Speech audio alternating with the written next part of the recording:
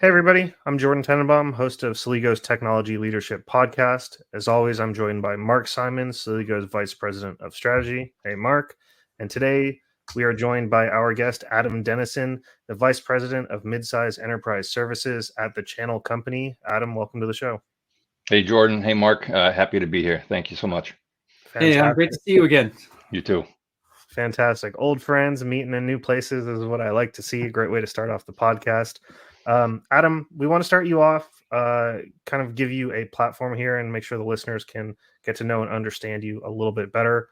But if you don't mind, could you tell us just a little bit about your journey to becoming the Vice President of the Midsize Enterprise Services at the Channel Company? Yeah, absolutely. And thank you. So my high-tech media career, it's been over 20 years now. It started back in 2001.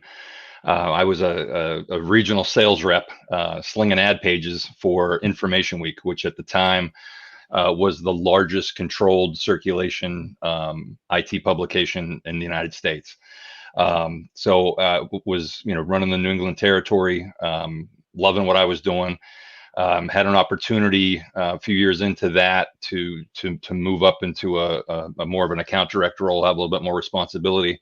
So I actually switched over, stayed within CMP, which was our parent company, and went over to CRN, which is owned by the Channel Company, and I'll get back to that in a second. That's Computer Reseller News. So rather, I switched from that end user focused Information Week, and then went over and started to learn the channel. So CRN catered to solution providers, and even at the time, I don't think they had really a lot of MSSPs. Did that for a couple years, and then around 2007 or 8, had an opportunity to move over to a brand called CIO.com. I'm sure you're familiar with that brand. I'm in the Boston area. IDG is the publisher of CIO, so it was a really interesting move to, the CMP was based in Manhasset, Long Island, so I was able to kind of work for a large company here in the Boston area that was extremely respected, and the CIO brand was one that was highly respected as well. I competed with it for a number of years. So went over there, and I also had an opportunity to move out of, I could see that ad pages weren't going to be where things were headed. And I had an opportunity to go over and run their custom solutions group, which, content creation, research, things like that, for companies to help them, thought leadership types of pieces. So I stayed there for about 13 years. I worked my way up to publisher of the CIO brand, was running their US events. And then COVID hit in 2020, and so all of our events froze. That was a big piece of what I was doing, and so they made some shifts, and I was out. I at that point then just started kind of reaching out to my contacts. Didn't have a resume. LinkedIn wasn't updated. I reached out to folks that I had worked with at CRN, which they had gone through a lot of changes and did a management buyout, created the Channel Company. Started talking to them, and they said, hey, we really like your end user background at CIO, because we have this brand called MES, which at the time was just Midsize Enterprise Summit, that they had bought from Gartner back in about 2008. And they said, we're not really doing much with it. It's three live events. Why don't you come on board and see if we can build this thing out? And so in July of 2020, I came back to the Channel Company, if you will. Quite a few people are still there that were there when I was with them in the early thousands, and I've been with them ever since. And now we're building out, MES to be a much larger entity than what it was when I got there. That is fantastic. Thank you for that intro. And just to kick us off slightly into second gear, we'll say, could you tell us just a little bit about what the Channel Company does, the problems it solves for its customers? And yeah, we'd love to hear about that. Yeah, absolutely. The Channel Company overall, we're a global high tech media agency services consulting organization. Again, I mentioned the flagship brand is CRN, which caters the solution providers of the channel. It's the Bible in that space. I sit in that little world called MES, so I represent the end users. But we have grown significantly through acquisition over the last 4 years since I've been here, 5 or 6 acquisitions to be exact. One of the more recent ones was about a year and a half ago. We bought Incisive Media, which is UK based, and along with that came CRN UK, and then a brand called Computing, which is a very well respected end user brand over in the UK. And I'll get into that in a little bit in terms of how MES and computing are working together. But yeah, we are a mid-market size organization, and we act like one. And so it's nice that the audience that I serve, being in that mid-market space, we are one as well. So we kind of really understand each other when we're talking. Adam, that's a helpful description, and I'm certainly familiar with CRN, having been a practice leader in a consulting practice. We were one of the top NetSuite VARs, so that was all, that was something we were always working for, getting coverage in there. Yeah. Getting some of the awards was always something we're striving for and look forward when we got those. So certainly, from my perspective, and certainly would agree with your assessment, that being like the premier channel, channel focused, and I think of it as a magazine from a few years ago, but really it's a multimedia presence, right. Really. And so I've got a good concept of that. But on the MES side, can you describe a little more? You touched on a little bit those events, 3 events, but can you kind of describe what those events are and how those services work with your member base? Yeah, and I think it would be helpful to explain what we mean by mid-market as well, so that we're all talking the same language. Very good. First and foremost, when we say mid-market, I like to say that it's a big swim lane, and we've used Gartner's definition of it. And Gartner, as a matter of fact, they're our exclusive main stage research partner as well. We do twice annual State of the Mid-Market research, so it's kind of helpful to have Gartner there and their branding involved. But when we say mid-market, we mean 50 million to 2 billion in revenue. So that's again a huge swim lane, but you're cutting out the Fortune 1000 and then the very low end of the SMB. When we think about it in terms of employees or seats, 100 to 2,500, and then when we think about it in terms of an IT department, 5 to 50. So that's the criteria we use to bring folks into our events and into our MES world. Everything that we do has that mid-market lens on it. We believe that the mid-market is dreadfully underserved when it comes to the media, when it comes to analysts, when it comes to vendors. To be honest with you, a lot of vendors, they have the technology that they believe can serve the mid-market, but it's too much. They don't need all of the attributes that a specific technology might have, or it's too expensive and they simply can't afford to get involved in that. So we play in that mid-market only space. And when I was over at CIO, we played in the heavy enterprise, extremely competitive space. We had mid-market, but we didn't shine a light on them. So that's why we have such a wonderful relationship, I think, with our audience, because they know that we're out there battling for them. They know that we're vetting vendors and who they should be talking to as much as we can to make sure that they are mid-market friendly and mid-market focused. You mentioned the 3 events, and we've grown substantially at MES in the last few years with our platform. When I came here, it was simply live event platform. So we do 3 events a year, and we do what's called a hosted model. And so that means if you're a mid-market IT professional and you fit those criteria that I said, we'll bring you to the event. We will pick up your airfare. We'll pick up your hotel accommodations. In return, they're going to do two things for us, in two big ones. One is they're going to fill out a big qualification card that's a lot of different technologies listed. Is it high, medium, low on their list? What their budget looks like? How do they buy? Do they buy through the channel direct? Who are their partners? What vendors are they on their software stack, the hardware stack? And then we have this one area that we ask, what are your big projects for the year? And that's simply a write-in. So you get a lot of rich information and data there. This information and all this data, this then gets turned over to our vendors and solution providers that sponsor and fund the event. And that's in return what we provide them. Then the other thing they're going to do for us is they're going to be where we ask them to be at the event, and they're going to be attentive and they're going to be engaged. You're not going to find them on the golf course, by the pool, at the bar at 4:00 in the afternoon. And the backbone of our events, we do a lot of it main stage and, pavilions and things like that. We do what we call boardrooms. And so we take our audience and we divide them up into groups of 8 to 10, kind of birds of a feather. Maybe it's some specific,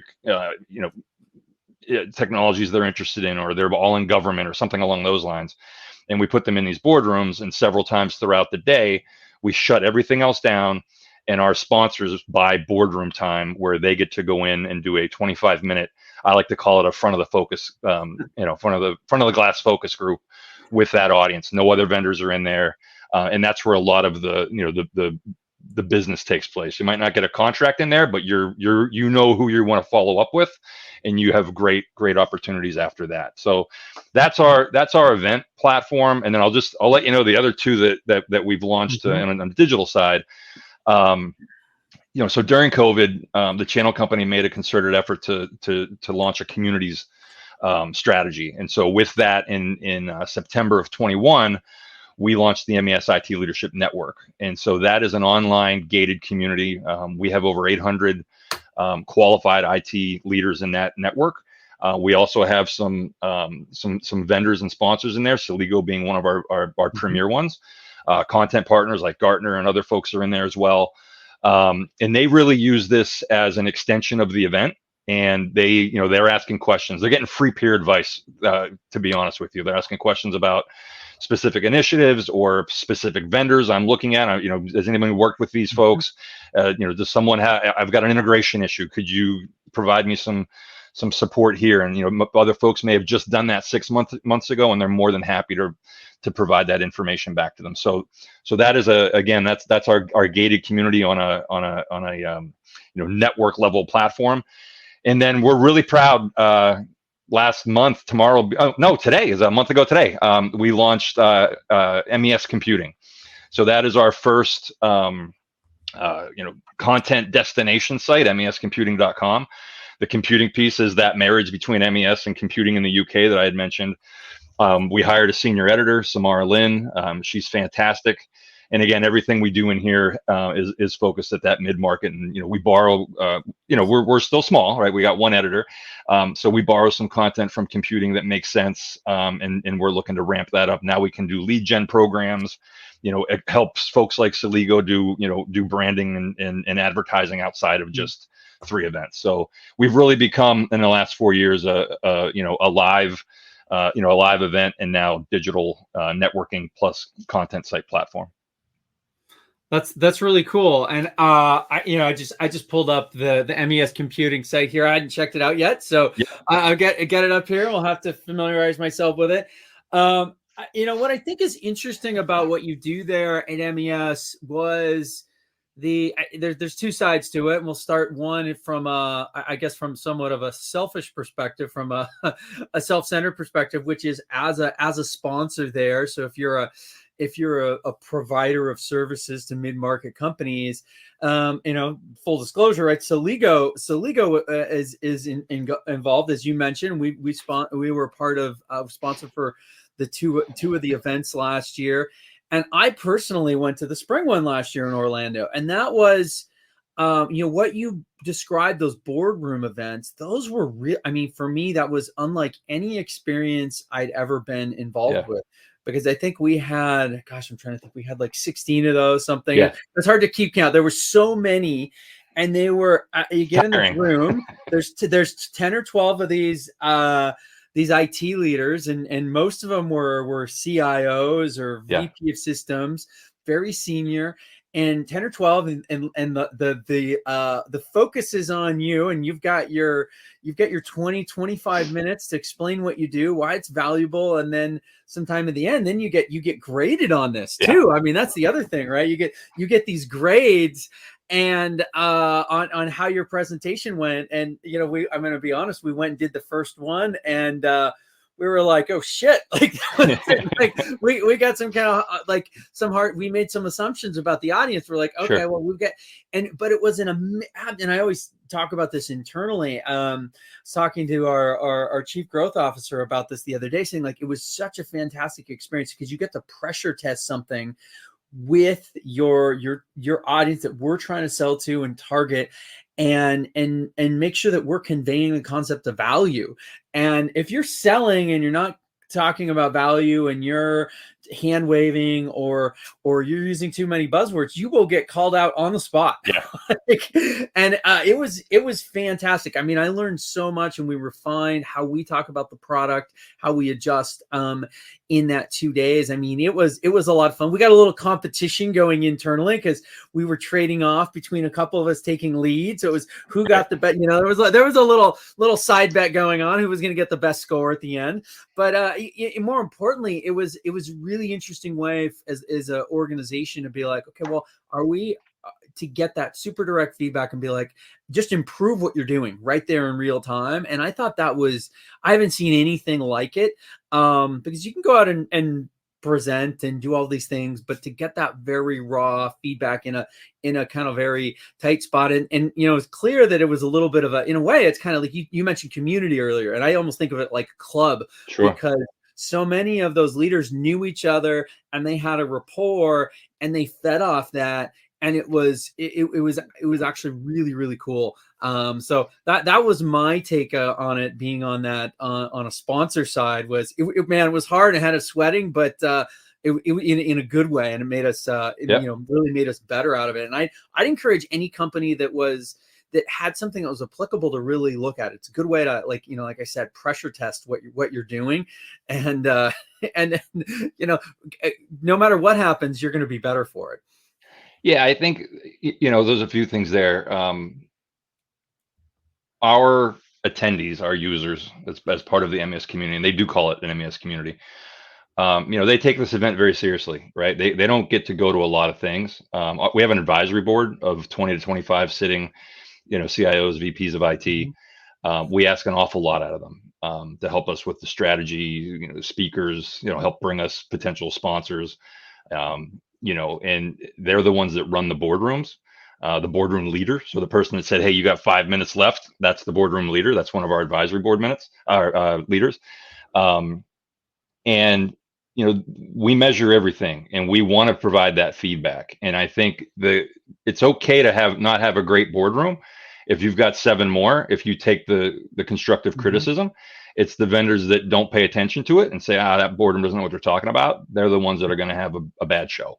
So, we do the best we can to prep vendors ahead of time. We have what we call an adoptive vendor program. So we have an advisory board member will get on, say, "Hey, let me see your presentation. Let me make some suggestions. Let me do this. Let me do that." We do build a better boardroom. We do all we can, but then it's on the vendor. Then the challenging part can be, and we understand, a lot of the people that buy it and that sit on the prep calls, they're not the one that's presenting. The presenters are very busy people typically. And so they're like, "I don't need to be on that prep call." And then they go in and they're like, "Oh, geez." And you're like, "We gave you a prep call." So I was not on the prep call. Yeah, we do the best we can to get everybody prepped, because we want everyone to have a great experience. Yeah. We want the attendees to come back. We do guarantee, 60% net new at every event, but if we run through a year and you're not there, we'll bring you back again. Which is why, some folks, maybe they haven't been to one in a year and a half. They come back, they see a board member and they're like, they're reconnecting with them. So it works. Something that seems abundantly clear is the value of the community that you're creating as the channel company at these events. Someone that we had on our podcast, both Mark and I, was Ashley Dodge, who's the VP of community at Capato. They're one of the biggest Salesforce development CI/CD development companies out there, and she built their community from like 6,000 to 100,000, and there's all these engineers and coders and very smart people getting a whole bunch of value. And it's clear that for the channel company, this kind of tight knit community that has a lot of rapport with each other, as Mark was mentioning, is not only just important to kind of fueling these events, but also providing really good feedback to attendees. And I'm kind of curious, like, what's your take on developing these communities? How do you do it? What's the strategy behind it? That's like a kind of like a not really a talked about aspect when it comes to conferences, but you guys seem to be doing something different. So I'd love to hear your take. Yeah. And I think the MES community, it is tight knit. They feel like the underdog a lot. So as long as we're we're doing everything through that mid-market lens that I like to say. We keep their attention, and they know we've got their back. The challenging part for me was, launching the MES IT Leadership Network, the literally the gated online community. I'm not part of any online networking communities. I've never been a network community manager. Didn't know what I was going to do really. So didn't have any training on it. We just said, hey, let's, we try things at the channel company. So we went out, vetted, various platforms, said, hey, let's spin this thing up. We did test it with our audience. We always, we survey the heck out of them before we launch things. So we did an online survey. We're like, there's something there. There's definitely something there. We did, we asked them what networks they're part of. Have you seen anything like this? The answers were no. There is, we did our last MES virtual event, and my boss Bill Jones and I went in to every boardroom, as you did, Mark. And again, it's exhausting. Yeah. But at least I was able to sit in my chair and do it. Excuse me. But we went in there and we said, hey, this is our vision with this community. What do you think? And we got a lot of great feedback. Not everybody was gung ho about it, but most people were like, yeah, I'm definitely interested. And it's free for them, right? So as long as they qualify, they're in. One thing they did tell us, they said, look, we know you're going to fund it with advertising dollars. We get that. We want to talk to vendors. We do, but we want to have our own space also. So within there's an IT leaders only group that is just them, myself, and a couple of my MES colleagues. And we're very serious about that. So there's different dialogues that happen on both sides, but that immediately bought a lot of trust out of them. And the fact that we keep it that way, they'll ask questions in there that they wouldn't in the all members. Like they might ask about specific vendors. They don't trash them, but they might say, hey, I'm looking at these 3 vendors in this space. What are you thinking? And they'll get 8-10 responses within a day and a half. So the other piece of it, I'm very lucky, I think, that I don't have to drive dialogue in the network. I'm not the one posting everything and hoping that people respond to it. There was a certain point when we got past like 500 attendees that people start posting their own stuff. And so I can kind of sit back and comment, and I produce content in there. I'm very visible, but I don't have to try to get them to talk, because I think if that were the case, it would fail. It has to be them wanting to communicate with each other. It's very professional. And it's a lot of fun. And I can't wait to grow it larger. I mean, I'd love to be at 5,000 right now, but I'm also very serious about keeping it quality. So I personally accept or deny everybody that's in there. And I think that's key as well. They're not hearing back from somebody that's a consultant that shouldn't be in there. They're not hearing back from student or something like that. They're hearing back from true peers. It's very Reddit of you. I love that. Yep. Sorry, Mark, go ahead. Yeah. That's really interesting. I mean, it sounds like you've reached that point with just 500 members that you have that. I was thinking that critical mass, like any community needs that, has that tipping point where it generates its own content. It doesn't need curation. And that point is sort of different depending on what it is and how it's constructed.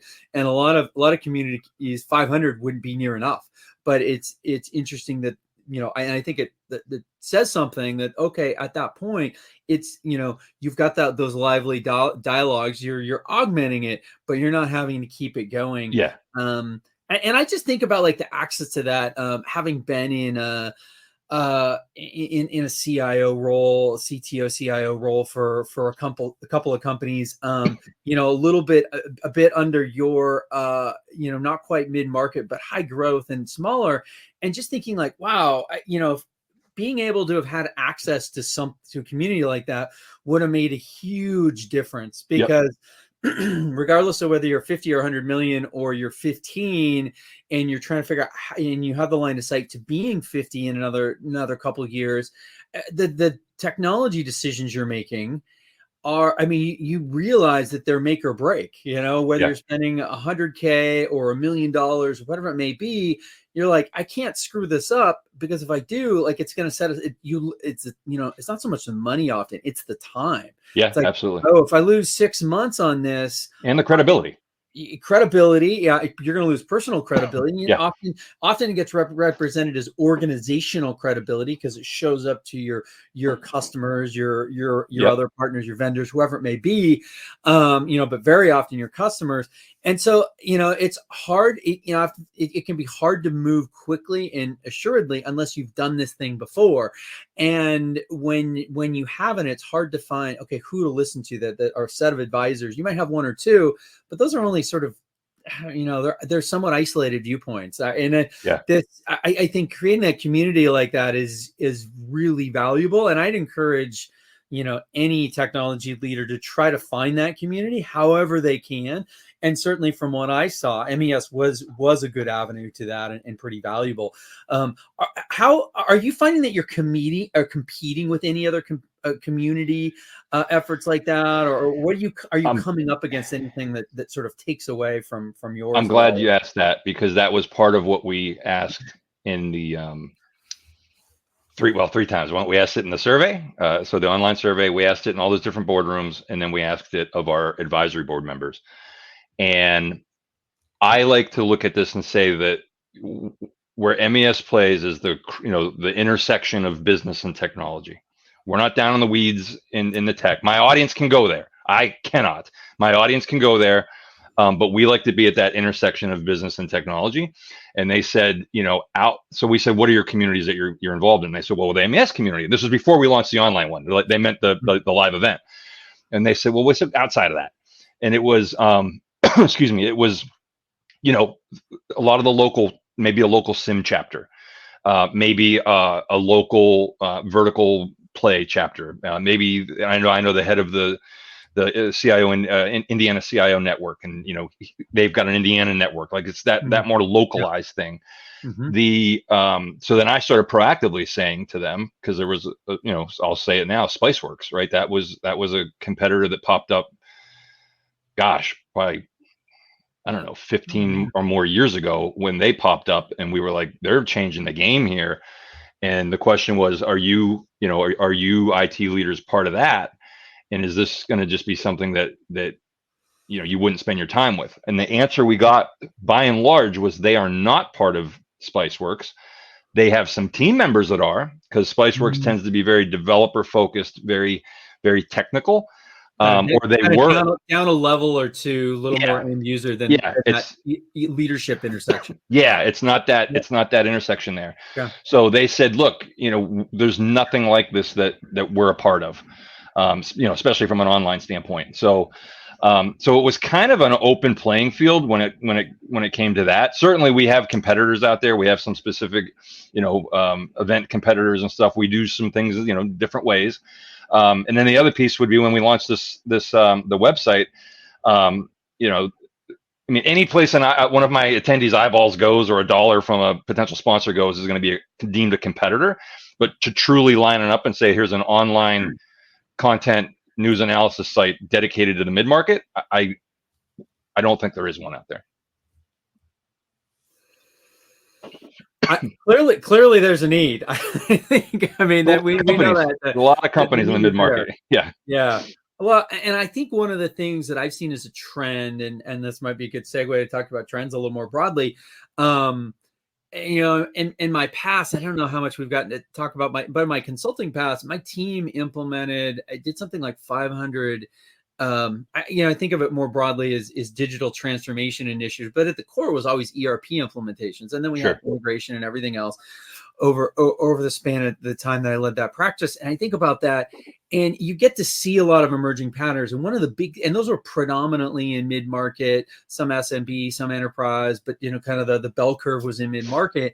And one of the biggest trends that I saw was just technology leadership challenges for mid-market companies.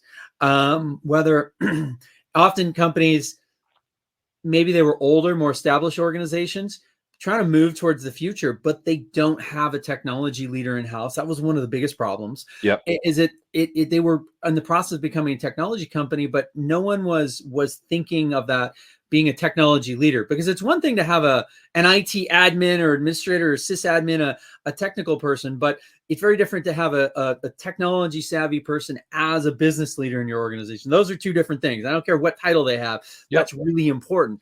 And so I saw that often is something missing. I often saw other things where maybe they had somebody, but they were more of a keep the trains running on time, keep the lights on type of person, and they weren't really transformational. They weren't when the organization needed, or the CIO or board had said, hey, we're going to transform or move forward, but they had a misalignment. Yep. And these were like very, very common patterns.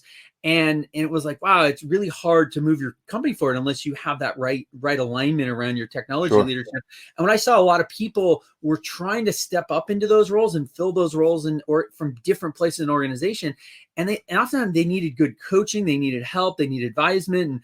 And I saw as a consultant, there's opportunity there. You can become a trusted advisor. You look out for their best interest. But I saw a lot of consulting companies taking advantage of these gaps and like essentially carving out their own fiefdoms, essentially. Yep. And it didn't have some of the best outcomes. And I'm curious, have you seen the same things in mid-market in that trend? I mean, what do you see around that sort of key leadership role and the needs there for companies like this? Yeah, I mean, first off, when you just look at titles, right? Not every mid-market company has a CIO. Not every mid-market company has a VP of IT. Even it could be a director, is the highest ranking official. I think a lot of it has to do with how the companies run, who's at the top, who's the CEO. A lot of these companies are privately owned. A lot of them are family owned. Do they believe in technology? Do they not believe in technology? Are they going to put the resources behind that? I don't really look at reporting structure that much. The majority of our audience does report to a CEO, president, or owner. Next one after that is typically a COO or a CFO. I think we've moved well beyond the days of, I report to a CFO, so I'm not as strategic, or I'm not as, wanted. I think, technology has certainly, spread across industry and organizations that they need this. So, I think a lot of what you're saying, we saw 12, 15 years ago, maybe. Now it's like 10 years up. I mean, a lot of people think tenure for a CIO is, 2 years. We see it up around 5, 6 years right now. Yeah. If you're reporting into the top, if you're investing in technology, you've got a trusted, opportunity to meet with the rest of the business leaders. They want that stability there. A lot of our audience too, they came up through technology. So like, again, they can, in a boardroom, you'd better bring someone that can talk tech, because if they go there and you can't, they'll let you get back to them, but they're going to ding you. So, they wear a lot of hats. But yeah, I think now where we're seeing some of this is around like security leaders, right? So I think it's only 15% of the mid-market has a CISO. And most of it still is reporting into the CIO. They might have, I think it's on average, our audience has 1.5 dedicated security IT professionals. So that's where I think there's a pretty big gap right now, and they're hustling to try to get that filled, and that's where they're trying to lean on some of their partners and MSPs to fill some of those gaps as well. But I think the profession's coming off a long way in the 20 years that I've been here. Yeah, that's really interesting. Those are some good insights, particularly that you mentioned the security one, Adam. That stands out to me notably. Oh yeah, I know just here at Celigo, because we're selling an integration platform, and we're trying to be disruptive. Where we both and we're working with a whole spectrum: mid-market, enterprise, SMB. And the one thing that I have seen in the 5 years that I've been here, and I've seen it pretty closely for a while, our security and compliance, our data protection officer reported into me, so I saw this very up close and personal for a while. But I saw the movement downstream of very sophisticated and oftentimes very intensive security and compliance vetting as a vendor. So we're coming into a deal, we're working with someone, it's great. You start to talk about their process, and they have, oh, you've got to go through X, Y, and Z in a very rigid manner. And that used to be something you saw at 100 million or 250 million. And now we're seeing it down in, I'm going to be honest, sometimes we see it in a $5 million company. They're bringing in a consultant that essentially they brought someone in as an outside advisor. They're running this across all their vendors for them. We see, different external software platforms, the whole spectrum. Even when they aren't quite ready to hire in that data protection officer or CISO yet, but this is just moving downstream and becoming much more, broad, and seeing universally, and often seeing it come up when we do renewals and stuff. It comes up and all of a sudden it was like, oh, there was no security. They've been a customer for 3 years, no security review. It's like, wow, here we go. And we're comfortable with it. We've got a great SOC 2 and like we've got one of the best SOC 2 audit reports, cleanest one that I've ever seen, having reviewed a lot of our vendors audit reports. And so I'm like, hey, this is, so we're good at that, but it still takes a lot of work. And I think a lot of companies are getting, caught off guard by this on both sides of the fence. Whether they're selling us and they're a vendor and they're not quite prepared for because I think this is only going to increase greatly, especially as some of the compliance we see. Some of the state by state compliance that we really saw with California, GDPR led the way, and then California, and then you see it sweep through. And now that we have other states starting to adopt their own data compliance protections, when you look to the future, potentially in a few years, having let's say a dozen or 20 of these individual state data protection policies out there, so this puts a huge burden on everybody, both the vendors and also the mid-sized companies. How are they going to manage this? So I think it's very, it's an important thing that you bring up, because I think it's something that's going to change and create quite a big burden here. How do you see, how does MES help their members navigate any of this? Is there anything that you're doing yet that kind of helps them along that path? Yeah, I think it's all the connections that we help them make. We don't provide any specific training or anything like that. We're not in that space right now, at least. It's, when we have a member or an attendee that can find an answer from another peer member or attendee, and we can help make those connections for them, I think that, that's gold for us. That keeps them interested. It keeps them coming back. And quite frankly, on the vendor side as well, like, our vendors and suppliers and solution providers, they're not just there to foot the bill. We want them to succeed. So we want to set the right boardroom, meetings up with the right vendors, so that, when they send us their ideal customer profile, we send them the right people that are in that space looking for it. It's up to the IT leader to decide if that vendor's, got what they need and can help them, down the road. But we want to make those connections. So I think that's kind of a really big piece of it. We have outside speakers, that come into our events. Some of them are going to be, motivational speakers. Some of them are going to be, we've got our IT security event coming up in just a couple of days. Former FBI guy will be there. We've got, another guy that's an attorney, talking about, kind of what he's seeing come through his office right now, and the most common threats and things like that, and how he's helping them handle it. He's like an incident response coach.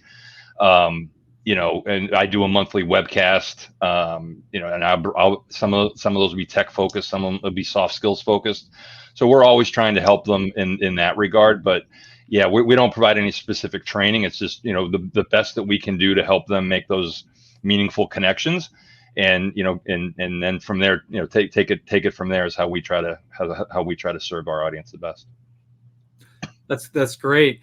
That makes a lot of sense. Now, Adam, what are you seeing any trends around, maybe from something that's not very sexy, which is the security, to something that's a little more topical, which is AI? Yeah. How have you seen, because I know a lot of these mid-market leaders are under pressure to adopt or consider it. What are you seeing across the group as far as trends around AI solutions? It's really been interesting, and I'd say like very interesting in the last, say, 6 to 8 months, when we've gone just from kind of chatter to now people are starting to put things into play. By far and away right now, the top priorities are security. By far and away, the top spending is security. One of the interesting things I heard on a panel I did, we did an IT spend survey, and I had 3 CIOs on a panel do my webcast in February, and one of the guys, RC Woodson from Bristol Bay Native Corporation, said, security is still getting all the funding, so I'll try to take adjacent initiatives and kind of bolt it and attach it onto that security and see if I can push that through.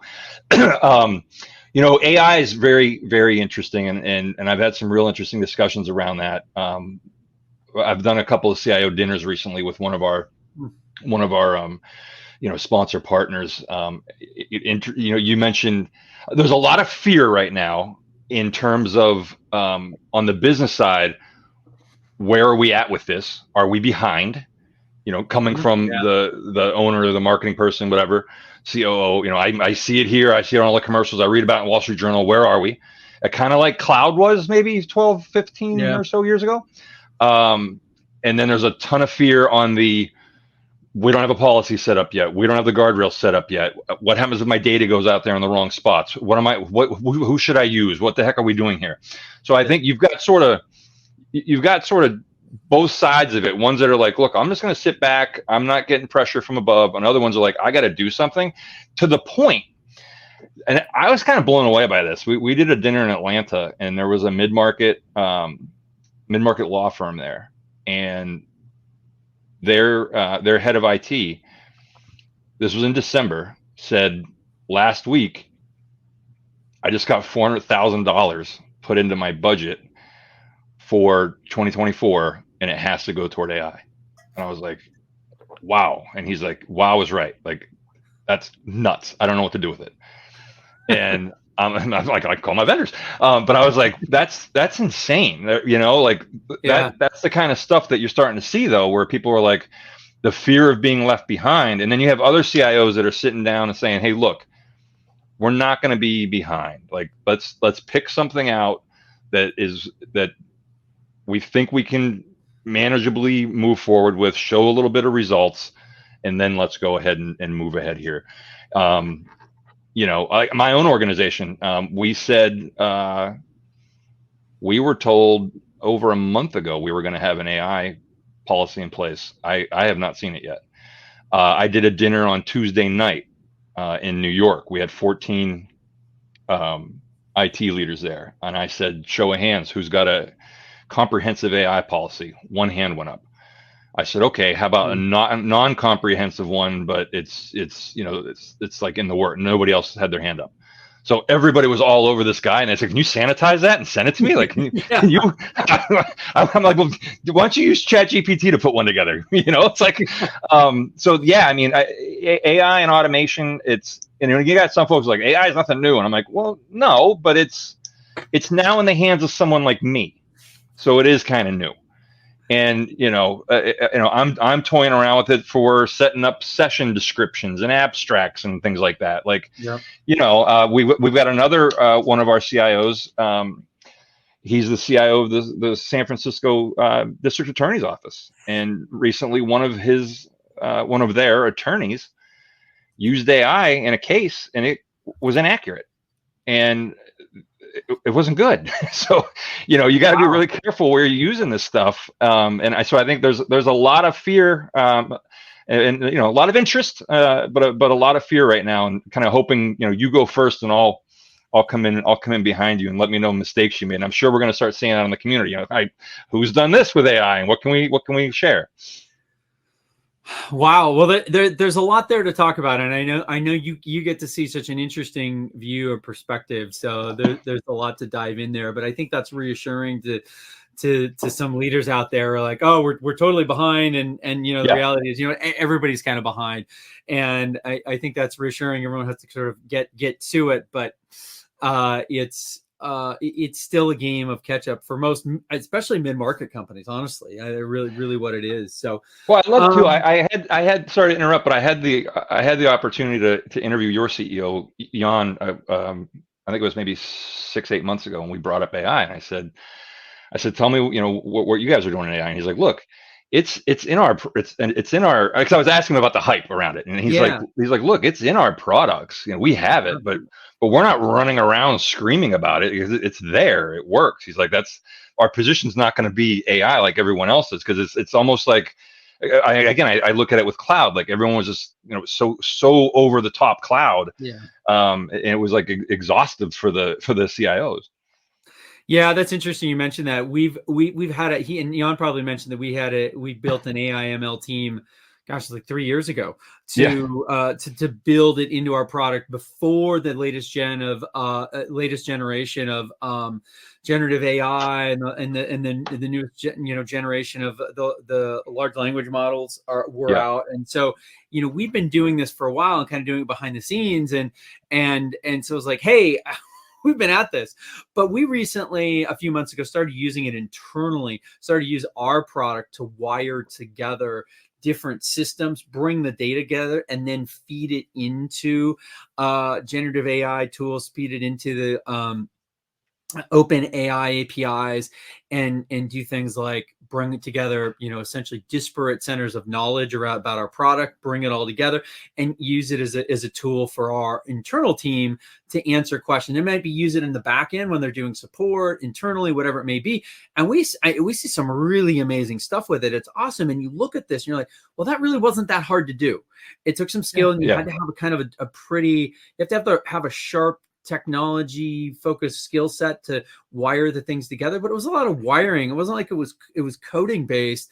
And I look at that and like, wow, the opportunity for mid-market companies is massive. Yep. But there's not a lot of people out there actually putting that together and talking to mid-market companies saying like, okay, well, what are your problems? Oh, and this is essentially another tool in the toolbox, but there's not enough practitioners yet. There's not enough journeymen out there to know how to apply it. And I think that's what we're seeing. We help with some of the wiring, but we still need somebody to be in the field and figure out, okay, let's plug these 5 things together, and you're going to get a great insight, or you're going to get great answers to your questions from your customers, whatever it may be.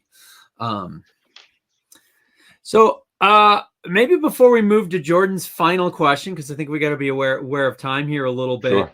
Adam, I want to ask you one final one for me, and that's if I'm a mid-market technology leader, I'm a CIO of a $100 million company, and I said, wow, this community sounds really cool. I want to be part of this. How do they go about that? What do they need to do? If they go to mesitnetwork.com, it's a very light, very light fill out in terms of a registration. That'll come right into me. I'll take a look, make sure you are who you say you are. You're at a mid-market firm. You're not at a technology vendor, and I will approve you into that network. If you want to learn more about outside of that before just going to there, if you email me at adennison@thechannelcompany.com, I'm happy to have a dialogue around the network and anything we can do to help out mid-market IT leaders. That's cool. Thank you for dropping that in and setting up the alley-oop, Mark. That was lovely. Thanks, Mark. Yeah, Mark's pretty good at that. So we're closing down at the end of time, and I like to wrap these up because you guys have been pretty in the weeds with some very technological and leadership oriented questions. And sure, like I always say, Mark's probably sick of me saying this, but I like to make sure that people remember that our guests are not strictly technology leaders. They're not tech-based robots. They're actually people outside of work. And for people who might not know you that well and would like to know you just a little bit better, Adam, outside of work, what are your passions, hobbies, and interests? What makes you tick?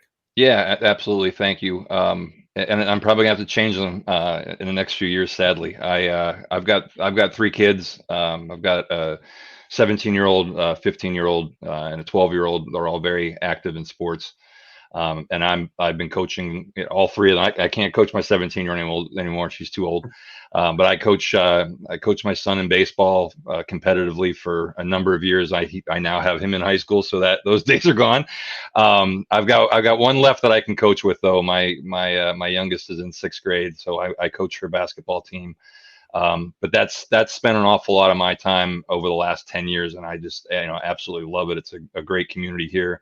So after that, I gotta, I guess, figure out, take up golf or something like that to spend my times. But I certainly love watching sports. I went to Syracuse, so I got to watch them play a horrible game last night and secure their spot, not in the NCAA tournament, but so I'll spend a lot of time watching sports and watching my kids play sports now, and for the next 2 to 3 years, I'll still be able to be a coach, and then maybe I'll stick around and do some coaching outside of them, just to give me something to do once they're off in college. But that's a big passion of mine. That's fantastic, and I will say you are our second baseball coach on the podcast this week. Awesome. So thank you for being a great baseball coach. Awesome. With that in mind, clocking in a minute early, I just want to say, Adam, thank you so much for being a fantastic guest on this podcast, for talking so much about the importance of community and evangelizing the Midsize Enterprise Services at the Channel Company. I think you've done an absolutely fantastic job. Stick around for a sec, but for those of you still listening, stick around. We'll have a new episode coming out in about a week. Bye, everybody. Thanks a lot. Really appreciate it.